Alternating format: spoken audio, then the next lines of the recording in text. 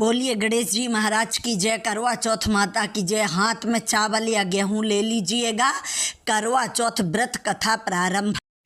प्राचीन काल में एक साहूकार के 7 लड़के और एक बीरावती नाम की लड़की थी। सेठानी के सहित उसकी 7 बहुओं ने और उसकी बेटी ने चौथ का व्रत रखा था। रात्रि को साहूकार के 7 लड़के जब घर आए और भोजन करने के लिए बैठे तो उन्होंने अपनी बहन को भी बुलाया कि बहन आओ और भोजन हमारे साथ करो। इस पर बहन ने कहा कि भैया आप लोग भोजन कर लो, मेरा आज करवा चौथ का व्रत है। मैं पहले चंद्रमा का दर्शन करूंगी, चंद्रमा को अर्घ दूंगी, तब भोजन करूंगी। भाइयों ने भी भोजन नहीं किया और चंद्रमा निकलने का इंतजार करने लगे। लेकिन जब चंद्रमा बहुत देर तक नहीं निकला और बहन को भूख और प्यास से तड़पते हुए देखा तो भाइयों ने योजना बनाई। नगर के बाहर गए, अग्नि जला दी और छलनी ले जा करके उसमें से प्रकाश दिखाते हुए उन्होंने बहन से कहा,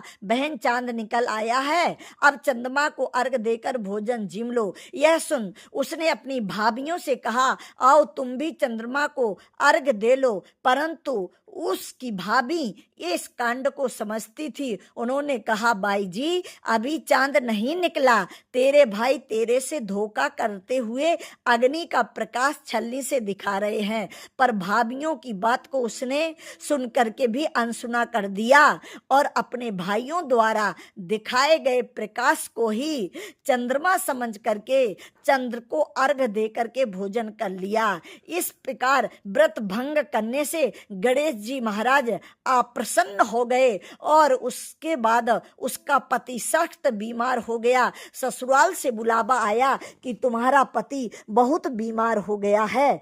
तो वह दौड़ी दौड़ी ससुराल पहुंची, जा करके देखा पति बहुत बीमार है तो वह पति की सेवा करने लगी। पर पति ठीक ही नहीं हो रहा था। घर का सारा धन संपत्ति पैसा पति के इलाज में लग गया पर पति ठीक नहीं हो रहा था। तब उसने सोचा कि आखिर हमसे ऐसा कौन सा अपराध हो गया, कौन सा दोष हो गया जिसके कारण मेरा पति इतना बीमार हो गया। जब उसे अपने दोषों का पता लगा तो उसने पश्चाताप किया, गणेश जी महाराज से क्षमा प्रार्थना मांगी और कहा, हे गणेश जी महाराज हमसे जो भी गलती हो गई हो हमें क्षमा कर दीजिएगा। और उसने साल के 12वें महीने की चतुर्थी का व्रत किया, गणेश जी महाराज को प्रसन्न किया, सच्चे मन से सभी से आशीर्वाद लिया, सभी की सेवा पूजा भाव किया। उसकी श्रद्धा और भक्ति को देख करके गणेश जी महाराज उस पर अति प्रसन्न हो गए और उसके बीमार पति को पुनः से स्वस्थ कर दिया, आरोग्य कर दिया। और आरोग्य करने के पश्चात उसके घर में पुनः से धन संपत्ति गणेश जी महाराज की कृपा से पुनः से वापस आ गई है। तो श्रद्धा भक्ति और विश्वास से सब कुछ हो सकता है। करवा के उस श्रद्धा विश्वास के कारण गणेश जी महाराज ने उसके पति को पुनः जीवित कर दिया, उसके जीवन के सारे कलेशों को दूर कर दिया, उसका घर और सुख संपत्ति उसका जीवन खुशियों से भर दिया।